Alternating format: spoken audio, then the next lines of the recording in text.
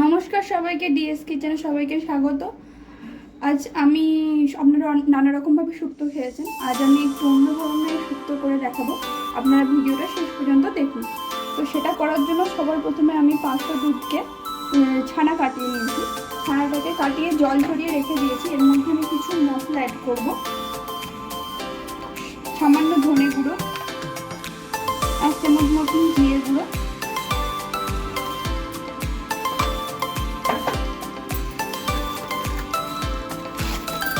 সামান্য গরম মশলা আর পরিমাণ মতো স্বাদ মতো লবণ আর একটু ময়দা অ্যাড করবো। ময়দা দিয়ে আমি এটাকে ভালো করে মেখে নেব। মেখে নিয়ে টিক্কার আকারে যেমন গড়ে সেইভাবেই করে নেবো। অল্প পরিমাণে ময়দাটা দিলাম যাতে ভালো জিনিসটা গড়া যায়, এই জন্য। তো এটাকে আমি মেখে নিয়ে টিক্কার আকারে গড়ে নেবো। তো আমি টিক্কাগুলোকে এইভাবে গড়ে নিয়েছি। গড়ে নিয়ে আমি কড়াইয়ে তেল গরম করতে দিয়েছি। তেল গরম হলে আমি এগুলিকে লাল লাল করে ভেজে নেব। তো তেল গরম হয়ে গেছে, এবার আমি একে একে টিক্কাগুলো ভেজে নেব। তো আমি ছানার কোপ্তাগুলোকে আমি এইভাবে ভেজে নিয়েছি লালচে করে, আপনারা ধুয়ে দেবেন। এবার আমি এগুলি ধুয়ে নিই। কড়াইয়ে আমি তেল গরম হয়ে গেছে, তো এবার আমি উচ্ছেগুলোকে ভেজে নিচ্ছি। সামান্য পরিমাণে নুন দিয়ে আমি উচ্ছেগুলোকে ভেজে নেব।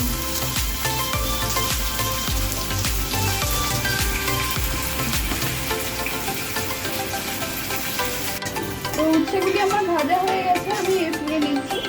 তো একই তেলে আমি আরেকটু তেল অ্যাড করে দিয়ে বেগুনগুলোকে নুন দিয়ে ভেজে নেব।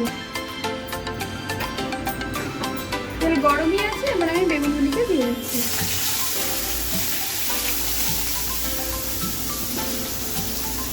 সামান্য নুন দিয়ে আমি এটা ভেজে নেব। ভেজে নিয়ে তুলে নিচ্ছি। তুলে নেওয়ার পর কড়াই আর একটু তেল অ্যাড করবো।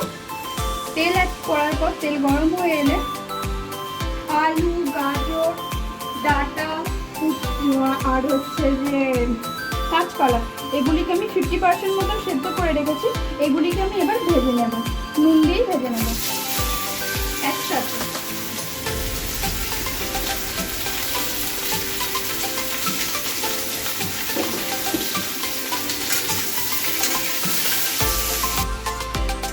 এগুলিকে ভাজা হয়ে গেছে। তো আমি এটা মোট আগে 50% করে রেখেছিলাম, এখন 20% করলাম সেদ্ধ, এখনও 30% বাকি আছে। এরপর আমি কড়াইয়ে সরষের তেল গরম করতে দেবো।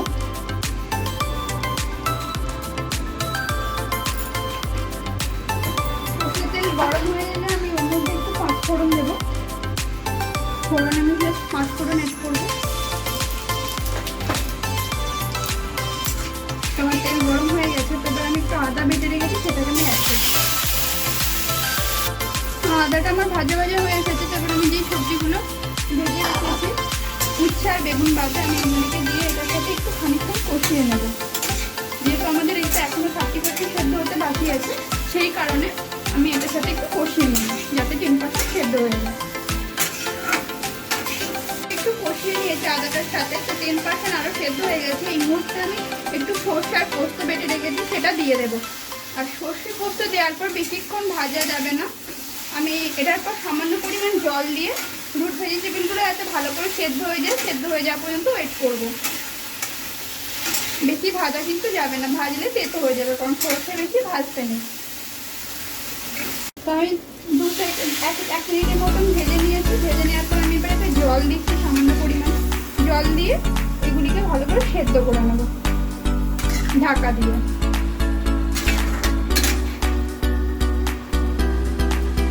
তো এইগুলি ভালো করে সেদ্ধ হয়ে গেছে। এরপর আমি উচ্ছে আর বেগুনটিকে এর মধ্যে অ্যাড করছি।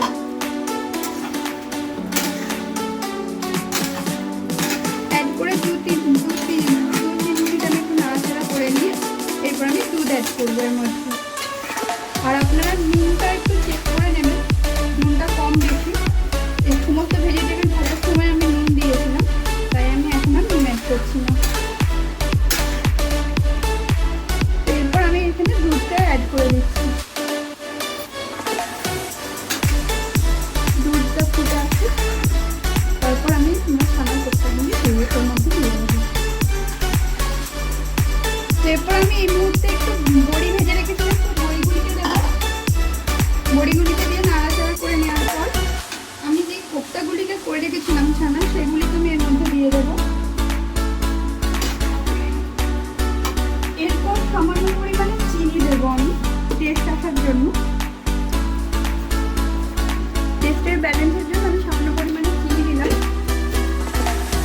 এটা খানিকক্ষণ রেখে আমি একটু শুক্তো মশলা দেবো।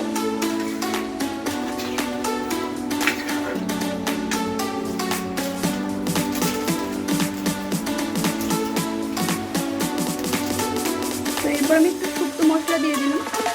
আমার কাছে রাঁধুনি নেই, আপনাদের রাঁধুনি থাকলে রাঁধুনি দেবেন।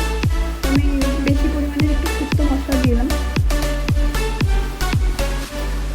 শুক্তো মশলা দিয়ে এটাকে নাড়াচাড়া করে নেব। নামানোর আগে আমি ঘি এবং গরম মশলার গুঁড়ো দিয়ে নামিয়ে নেব। এটা খানিকক্ষণ ফুটে যাক, কোপ্তা বিড়ি একটু ভালো ভিজে যাক, একটু ডুবো ডুবো হয়ে ফুলে যাক, তারপর আমরা এটা নামাবো। তো আমার এটা জিনিসটা রেডি হয়ে গেছে। তো আমি এই নামানোর আগে 1 চামচ মতন ঘি দিয়ে দিলাম। 1 চামচ মতন ঘি, কিছুটা গরম মশলা অ্যাড করবো।